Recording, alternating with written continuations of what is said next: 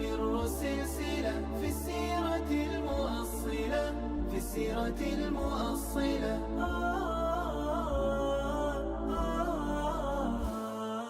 الحمد للہ رب العالمین والصلاة والسلام علی سید المرسلین وعلی آلہ وصحبہ اجمعین۔ غزوات النبی سیریز کی اگلی قسط کے ساتھ حاضر خدمت ہیں۔ پچھلے ایپیسوڈ میں ہم اس موضوع پہ بات کر چکے کہ غزوہ احد کے بعد کس طرح دشمنان اسلام نے اہل مدینہ اور نبی کریم صلی اللہ علیہ وسلم کے خلاف اپنی سازشیں اور اپنی لڑائیاں بڑھا دیں۔ اسی سلسلے میں مدینہ کے اندر مقیم یہود بھی ایک بار پھر سرگرم عمل ہو گئے۔ غزوہ بدر کے بعد اللہ کے نبی صلی اللہ علیہ وسلم نے یہود کے 3 بڑے قبیلوں میں سے ایک بنو قینقاع کو مدینہ سے نکال دیا تھا۔ ابھی جب غزوہ احد میں مسلمانوں کو جانی طور پہ نقصان ہوا اور پھر اس کے بعد اسی طرح رجی کا حادثہ اور بئر معونہ کے حادثے ہوئے اور مسلمان اللہ کے نبی صلی اللہ علیہ وسلم کی قیادت میں عارضی طور پہ خاموش تھے، تو بنو نذیر قبیلے نے بھی ایک بار پھر اپنا سر اٹھایا اور مسلمانوں کے خلاف اپنی دشمنی نکالنے لگ گئے۔ ہم یہ بات کر چکے کہ بئر معونہ کے واقعے میں عمر بن امیہ رضی اللہ تعالی عنہ سے بنو کلاب کے 2 اشخاص قتل ہو گئے اور وہ ان کو مسلمانوں اور نبی کریم صلی اللہ علیہ وسلم کا دشمن سمجھ بیٹھے، جبکہ وہ مسلمانوں کے حلیف تھے۔ اسی سلسلے میں جو میثاق مدینہ معاہدہ ہوا، اس میں بنو نذیر یہود کا قبیلہ ہونے کے باعث اس بات کے پابند تھے کہ دیت کے معاملات میں وہ مسلمانوں کے ساتھ تعاون کریں۔ اللہ کے نبی صلی اللہ علیہ وسلم اسی سلسلے میں ان کے ساتھ بات چیت کرنے کے لیے ان کے ہاں تشریف لے گئے۔ جب اللہ کے نبی صلی اللہ علیہ وسلم وہاں پہ گئے تو آپ صلی اللہ علیہ وسلم ان کے محلے میں ان کے ایک گھر میں دیوار کے ساتھ ٹیک لگا کے بیٹھے ہوئے تھے۔ یہود نے اللہ کے نبی صلی اللہ علیہ وسلم کو کہا کہ آپ انتظار کیجئے، ہم آپس میں صلاح مشورہ کر لیں۔ اب جب وہ آپس میں بیٹھے تو شیطان بھی ایک دم ان پہ حاوی ہو گیا اور ان میں سے کچھ اشخاص کہنے لگے کہ ہمارے پاس سنہری موقع ہے کہ نبی کریم صلی اللہ علیہ وسلم کو نعوذ باللہ قتل کر دیا جائے۔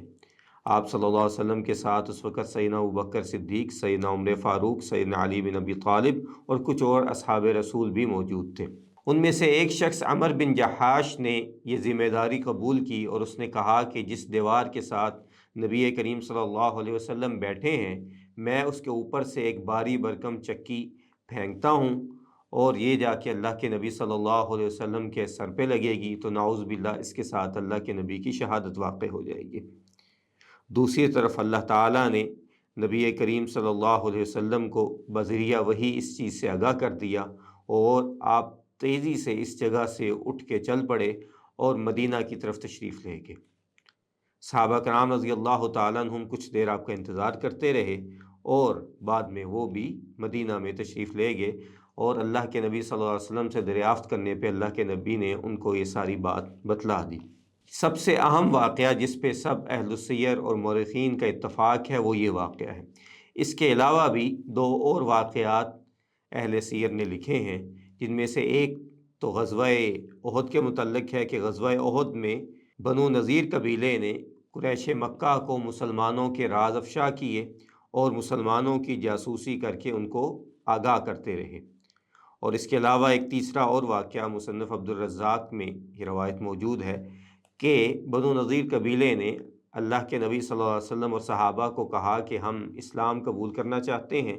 تو آپ لوگ اپنے نمایاں لوگوں کو لے کے ہمارے پاس حاضر ہوں، 30 لوگ آپ ہوں گے، 30 ہمارے علماء بیٹھیں گے اور ہم مل کے بات کریں گے۔ اللہ کے نبی صلی اللہ علیہ وسلم اپنے 30 اصحاب کے ساتھ چلے گئے اور بعد میں انہوں نے کہا کہ تعداد 3 کر دی جائے، تو اللہ کے نبی صلی اللہ علیہ وسلم اپنے ساتھ 3 صحابہ کے ساتھ وہاں پہنچے، لیکن انہوں نے اللہ کے نبی صلی اللہ علیہ وسلم کو قتل کرنے کی سازش تیار کی ہوئی تھی جس پہ وہ عمل پیرا نہ ہو سکے۔ تو یہ وہ 3 مین اسباب ہیں جس کی وجہ سے یہ جنگ پیش آئی۔ بنو نذیر ان قبائل میں سے ایک قبیلہ تھا جو مدینہ کے اندر رہائش پذیر تھے، اور یہ اصل العرب نہیں تھے، بلکہ جیسا کہ ہم پہلے عرض کر چکے کہ یہ لوگ بنی اسرائیل میں سے تھے اور صدیوں پہلے شام کے علاقوں سے ہجرت کر کے مدینہ میں آ کے آباد ہوئے تھے۔ اور ان لوگوں نے اگرچہ عربی ماحول کو اپنا لیا، لیکن اس کے باوجود یہ آپس کی گفتگو اپنی زبان میں کیا کرتے تھے اور اپنے مذہب پہ سختی سے عمل پیرا تھے۔ مدینہ میں آ کے ان لوگوں نے مدینہ میں کھیتی باڑی کے مراکز پہ قبضہ کیا اور آہستہ آہستہ ایسے تمام زرخیز علاقے جہاں پہ باغات تھے ان پہ قابض ہو گئے۔ اسی لیے یہ مدینہ کے جنوب مشرق کی جانب عوالی اور قبا کے درمیانی علاقوں میں آباد تھے، جو کھجوروں کے حوالے سے سب سے اہم علاقہ تھا۔ اس کے علاوہ یہ اونٹ پالنے، بکریاں پالنے کا کام بھی کیا کرتے تھے، اور مسلمان اور خاص کر کے انصار صحابہ کو زمانہ جاہلیت میں سود پہ قرضے بھی دیا کرتے تھے، اور ان کی آبادی تقریباً 600 سے 1000 کے درمیان تھی۔ اللہ کے نبی صلی اللہ علیہ وسلم نے اس واقعے کے بعد جب آپ وہاں سے اٹھ کے آئے تو آپ نے یہود کو اس کے بارے میں آگاہ کر دیا۔ ان میں سے صرف ایک سردار سلام بن مشکم نے انہیں اس بات سے منع کیا اور کہا کہ یہ اللہ کا سچا نبی ہے اور اس کو اس بات کا پتہ چل جائے گا، لیکن باقیوں پہ شیطان سوار ہو گیا اور ان لوگوں نے اس بات کی پرواہ نہ کی۔ اللہ کے نبی صلی اللہ علیہ وسلم نے محمد بن مسلم الانصاری رضی اللہ تعالیٰ عنہ کو، جو ان کے حلیف تھے زمانہ جاہلیت میں، ان کی طرف بھیجا اور انہیں کہا کہ 10 دن کے اندر اندر تم لوگ مدینہ چھوڑ دو ورنہ تم سب مردوں کو قتل کر دیا جائے گا۔ تو جب محمد بن مسلمہ اللہ کے نبی کا یہ پیغام ان کو دے کے آئے تو ان لوگوں نے آہستہ آہستہ مدینہ سے نکلنے کی تیاری کر لی، اور اب اللہ کے نبی صلی اللہ علیہ وسلم نے ساتھ یہ بھی پیغام بھیجا کہ ان لوگوں کو اسلحہ لے کے جانے کی اجازت نہیں ہے، اور اونٹوں پہ جتنا سامان لے کے جا سکتے ہیں تو وہ لے سکتے ہیں۔ لیکن ابھی وہ لوگ ان تیاریوں میں ہی مصروف تھے کہ عبداللہ بن ابی رئیس المنافقین ان کے پاس پہنچ گیا اور ان کو کہنے لگا کہ تم لوگ مدینہ مت چھوڑو، بنو قریظہ بھی تمہاری مدد کے لیے تیار ہیں، ہم لوگ بھی تمہاری مدد کریں گے، اور بنو غطفان جو تمہارے حلیف ہیں اور مدینہ کے قریب آباد ہیں وہ بھی مسلمانوں کے خلاف تمہاری مدد کریں گے۔ مسلمان کمزور ہیں، ان سے تمہیں خوف زدہ ہونے کی ضرورت نہیں ہے۔ عبداللہ بن ابی کی ان باتوں سے بنو نذیر والے حوصلے میں آ گئے اور وہ دوبارہ سے مدینہ میں رک گئے۔ جب 10 دن پورے ہو گئے تو اللہ کے نبی صلی اللہ علیہ وسلم نے صحابہ کرام کو حکم دیا کہ ان کا محاصرہ کرنا ہے۔ آپ مدینہ سے روانہ ہوئے، جھنڈا آپ نے سیدنا علی بن ابی طالب کے حوالے کیا اور مدینہ کا نائب عبداللہ بن ابی مکتوم کو بنایا اور ان کے علاقے کا محاصرہ کر لیا، اور یہ لوگ اپنے اپنے قلعوں میں بند ہو گئے جو انہوں نے مسلمانوں اور اپنے دشمنوں سے بچنے کے لیے پہلے سے تیار کیے ہوئے تھے، اور مسلمانوں پہ سنگ بازی کرنے لگے۔ اللہ کے نبی صلی اللہ علیہ وسلم نے ان کی ان حرکات کو دیکھ کے صحابہ کرام کو حکم دیا کہ ان کے قلعوں کے قریب قریب جو کھجوروں کے درخت ہیں ان کو کاٹ دیا جائے اور ان کو جلایا جائے، اور اللہ تعالیٰ نے سورۃ الحشر میں اس حوالے سے تفصیل کے ساتھ بیان کیا ہے، اور اسی لیے سیدنا عبداللہ ابن عباس رضی اللہ تعالیٰ عنہما کہا کرتے تھے کہ یہ سورۃ الحشر نہیں ہے بلکہ سورہ بنی نضیر ہے۔ تو اللہ تعالیٰ نے اس صورت میں ان سب باتوں کی طرف اشارہ کیا۔ سب سے پہلے عبداللہ بن ابی نے جو ان کو یقین دلایا تو اس کے بارے میں اللہ تعالیٰ نے فرمایا کہ الم تر الی الذین نافقوا یقولون لاخوانہم الذین کفروا من اہل الکتاب، کہ آپ نہیں دیکھتے ان لوگوں کی طرف جو منافق ہیں اور انہوں نے اپنے ان بھائیوں کو جو اہل کتاب میں سے ہیں اور کافر ہیں انہیں حوصلہ دیا اور انہیں کیا کہا، لَإِنْ أُخْرِجْتُمْ لَنَخْرُجَنَّ مَعَكُمْ، کہ اگر تم مسلمانوں کے خلاف لڑائی کے لیے نکلو گے تو ہم بھی تمہارے ساتھ نکلیں گے، وَلَا نُطِيعُ فِيكُمْ أَحَدًا، اور ہم تمہاری مدد کے لیے ان کی ذرا بھی اطاعت نہیں کریں گے، ان کی بات نہیں مانیں گے، وَلَئِن قُوتِلْتُمْ لَنَنْصُرَنَّكُمْ، اور اگر تم لڑائی کے لیے تم باہر نکلے تو ہم ضرور تمہاری مدد کریں گے، واللہ یشہد انہم لکاذبون، جبکہ اللہ تعالیٰ یہ گواہی دیتا ہے کہ یہ لوگ جھوٹے ہیں اور یہ جھوٹی ان کو مدد کا آسرا دے رہے ہیں۔ اور اسی طرح جب مسلمانوں نے یہ کھجوروں کے درخت کاٹے تو اس پہ بھی اللہ تعالیٰ نے ان کے لیے اذن عطا کر دیا کہ یہ کوئی خلاف جنگ بات نہیں ہے، اصلاً تو رول یہی ہے کہ جنگ کے دوران درخت وغیرہ نہ کاٹے جائیں، لیکن اگر مجبوراً کاٹے جائیں تو اس میں کوئی حرج نہیں ہے۔ اور اللہ تعالیٰ نے فرمایا کہ ما قطعتم من لینۃ او ترکتموها قائمۃ علی اصولها فباذن اللہ ولیخزی الفاسقین، کہ جو درخت تم کاٹ رہے تھے، لینا جو ہے یہ کھجوروں کے درختوں کو کہا جاتا ہے، کہ جو درخت تم کھجوروں کے کاٹ رہے تھے یا جن کو تم ان کی بنیادوں پہ چھوڑ رہے تھے، یہ سب اللہ کی اذن کے ساتھ تھا، اللہ کی مرضی کے ساتھ تھا، تاکہ اللہ تعالیٰ ان فاسقوں کو ذلیل و خوار کر دے۔ اللہ تعالیٰ نے سورہ حشر کے ہی ابتدا میں ہی فرما دیا کہ هو الذی اخرج الذین کفروا من اہل الکتاب من دیارہم لاول الحشر، کہ وہی اللہ ہے کہ جس نے اہل کتاب کو، یعنی کہ بنو نذیر کے قبیلے کی طرف اللہ تعالیٰ نے اشارہ کیا کہ ان کو ان کے گھروں سے پہلے لشکر جمع کرتے وقت ہی نکال دیا، اور پھر فرمایا کہ ما ظننتم ان یخرجوا، اور تم لوگ یہ گمان نہیں کر رہے تھے، وظنوا انہم مانعتہم حصونہم من اللہ، اور تم لوگ یہی سمجھ رہے تھے کہ یہ لوگ اپنے قلعوں میں جو ہے وہ بڑے مضبوطی کے ساتھ بند ہیں، لیکن پھر اللہ تعالیٰ کے حکم سے اللہ تعالیٰ نے ان کے دلوں میں رعب ڈالا۔ اللہ تعالیٰ فرمایا کہ وَقَذَفَ فِي قُلُوبِهِمُ الرُّعْبَ، تو اللہ تعالیٰ نے ان کے دلوں میں رعب ڈال دیا، جس کے بعد وہ 6 دن کے محاصرے کے بعد وہ حوصلہ ہار بیٹھے، ان کے دل ٹوٹ گئے، کیونکہ نہ تو عبداللہ بن ابی ان کی مدد کے لیے آیا، بنو قریظہ نے ان کے خلاف ذرا بھی مدد نہیں کی اور اپنے ہاتھ کھڑے کر دیے،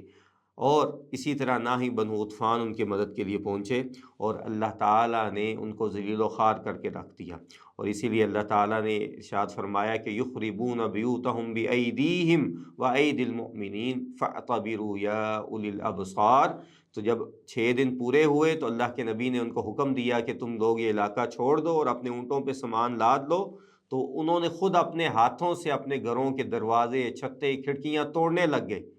تاکہ یہ مسلمانوں کو کام نہ دے سکیں یا پھر ہم اس کو اپنے ساتھ لے کے جا سکیں۔ تو اللہ تعالیٰ نے فرمایا کہ وہ اپنے ہاتھوں سے اپنے گھروں کو تباہ کر رہے تھے یا پھر مسلمان جو ہیں ان کے گھروں کو تباہ کر رہے تھے۔ تو اس میں اہل بصارت کے لیے، جو دیکھنے والی آنکھیں رکھتے ہیں، ان کے لیے نشانیاں ہیں۔ اور پھر اس کے بعد اسی طرح اللہ تعالیٰ نے فرمایا وَلَوْلَا أَن كَتَبَ اللَّهُ عَلَيْهِمُ الْجَلَاعَ لَعَذَّبَهُمْ فِي الدُّنْيَا وَلَهُمْ فِي الْآخِرَةِ عَذَابُ النَّارِ، کہ اللہ تعالیٰ نے اگر ان کے لیے جلاوطنی نہ لکھی ہوتی، دنیا میں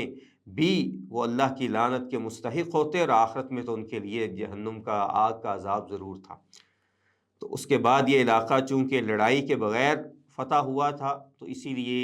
یہ اس میں مال غنیمت نہیں نکالا گیا، بلکہ یہ مال فے تھا جس پہ اللہ اور اس کے رسول صلی اللہ علیہ وسلم کا مکمل کنٹرول تھا۔ اس کے بارے میں بھی اللہ تعالیٰ نے اسی صورت میں اعلان کر دیا کہ وَمَا أَفَاءَ اللَّهُ عَلَى رَسُولِهِ مِنْهُمْ فَمَا أَوْجَفْتُمْ عَلَيْهِ مِنْ خَيْلٍ وَلَا رِكَابٍ وَلَكِنَّ اللَّهَ يُسَلِّطُ رُسُلَهُ عَلَى مَن يَشَاءُ وَاللَّهُ عَلَى كُلِّ شَيْءٍ قَدِيرٌ، کہ جو کچھ اللہ تعالیٰ نے اپنے رسول کو بغیر کوئی گھوڑے دوڑائے ہوئے اور اونٹ دوڑائے ہوئے اللہ کے رسول کو عطا کر دیا، یہ اللہ کی طرف سے یعنی انعام تھا، اور اللہ تعالیٰ جیسے چاہے اپنے رسولوں کو غالب کر دیتا ہے اور وہ ہر چیز پہ قادر ہے۔ تو اللہ کے رسول صلی اللہ علیہ وسلم نے ان باغات کو اور ان کے گھروں کو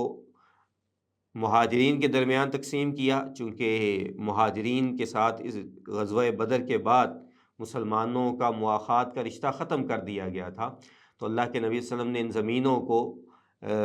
مہاجرین کے درمیان تقسیم کیا، سوائے 2 انصاری صحابی ابو دجانہ اور سہل بن حنیف رضی اللہ تعالیٰ عنہ کے، کیونکہ وہ دونوں فقیر تھے تو اللہ کے نبی نے ان کو بھی حصہ عطا کیا، اور اس میں اللہ کے نبی صلی اللہ علیہ وسلم نے خود اپنے لیے بھی حصہ رکھا، اور اسی طرح کچھ حصہ اللہ کے نبی صلی اللہ علیہ وسلم نے جہاد کی تیاری کے لیے مخصوص کر دیا، اور اسی طرح جو اسلحہ اس میں سے ملا وہ بھی اللہ کے نبی صلی اللہ علیہ وسلم نے صحابہ کرام کے درمیان اپنی مرضی سے تقسیم کیا۔ یہ واقعہ ربیع الاول 4 ہجری کا ہے، اور اس واقعے کے بعد منافقین ایک بار پھر جو ہے وہ اپنی سازشوں سے باز آ گئے، بنو قریظہ والے بھی رک گئے، اور مدینہ اور اس کے گرد و نواح میں مسلمانوں کے جو دشمن تھے ان کو بھی یہ لگنے لگا کہ مسلمان کوئی ایسی قوت نہیں ہے کہ جو کہ ختم ہو گئے، گرچہ عارضی طور پہ ان کو کوئی نقصان پہنچا تھا، اور خود مسلمان بھی اس جنگ کے بعد جو ان کو حادثات مسلسل پہنچے تھے اس کی وجہ سے کچھ سکون میں آ گئے اور امن میں آ گئے، اور ان کو یہ محسوس ہونے لگا کہ اللہ تعالیٰ ان کو ضائع کرنے والا نہیں ہے۔ تو انشاءاللہ اگلی قسط کے ساتھ ملتے ہیں، جس میں ہم یہ دیکھیں گے کہ اس